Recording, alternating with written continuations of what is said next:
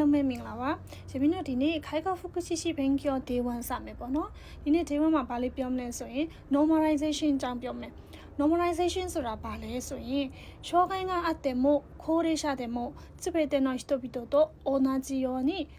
普通の生活が送れるように支援すべきという考えနော် normalization ဆိုတာ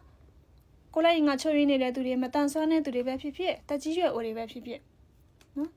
ဒီလူတွေဒီတာမန်လူတွေနဲ့တန်းတူညီမျှဖြစ်ရမယ်တူတူဖြစ်ရမယ်ပြီးလို့ရှိရင်သူတို့တွေလည်းပဲပုံမှန်နေထိုင်မှုဘဝတွေကိုလုံနိုင်အောင်အကူအညီထောက်ပံ့ပေးရမယ်ဆိုပြီးတော့စဉ်းစားနေဖြစ်တယ်ပေါ့နော်ဒီစဉ်းစားနေကိုဘသူကအစိုးတင်သွင်းခဲ့တာလဲဆိုရင်ဘသူကစတင်ထုတ်ပေါ်ခဲ့တာလဲဆိုရင်ဒီမှာတေရှောရှာပေါ့နော်ဘသူကထုတ်ပေါ်ခဲ့တာလဲဆိုရင်ဒိမတ်ကနောဘန်ဂူမီကယ်ရူဆန်ဒိမတ်ရဲ့ဒီဘန်ဂူမီကယ်ရူဆန်ဆိုတဲ့သူကထုတ်ပေါ်ခဲ့တယ်ပေါ့နော်ဒါလေးတွေကမေးတတ်တယ်ပေါ့နော်မေးကောမှာအဲ့ဒါရမရဒီဒိမတ်ရဲ့ဘန်ဂူကိုဘယ်လိုမှတ်လဲဆိုရင်ပြောင်းပြန်မှတ်လိုက်တဲ့ဘန်ဒိန်းဆိုပြီးတော့ဘန်ဒိန်းလို့အလွယ်မှတ်လိုက်တယ်ပေါ့နော်ဘန်ဒိန်းဆိုတာဘန်ဂူမီဘန်ကကြတော့ဘန်ဂူ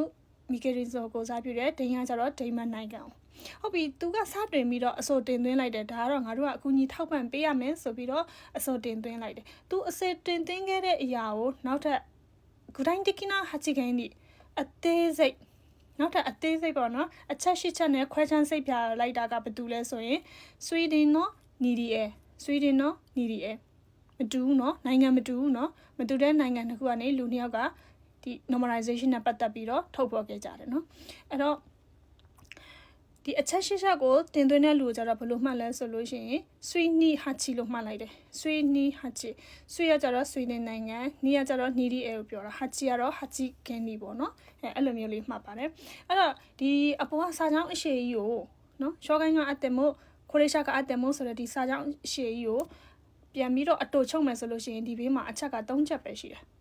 သူရဲ့အထိပ္ပယ်ပေါ့နော်မှတ်ကမယ်ဆိုရင် normalization ဆိုတာဘာလဲဆိုရင်普通の生活နော်ပုံမှန်နေထိုင်မှုဘဝတွေဖြစ်ကြမယ်ပြီးလို့ရှိရင်ချီကီတဲ့ခူရာစုနော်သူကဒီတမန်နေမီဒေတာတွေမှာပဲအတူတူနေရမယ်သူတို့လည်းအတူတူနေခိုင်းရမယ်နော်အနေကတော့ဒါ6တော့မတန်လို့သွားမတန်ဆန်းကြီးဟာသွားတော့နော်အဖိုးဖားတယ်ဆိုလို့ရှိရင်အသက်ကြီးနေဘာသုံးလို့မရတော့ဘူးသွားစစ်စစ်တွေသွားတော့အဲ့လိုမျိုးမဟုတ်ပဲနဲ့သူတို့လည်းကိုယ်ရင်းနဲ့အတူတူသူတို့လုံနိုင်သမျှပေါ့နော်မတေကီတူတာကေသူတို့လုံနိုင်တဲ့ရွေးကိုတော့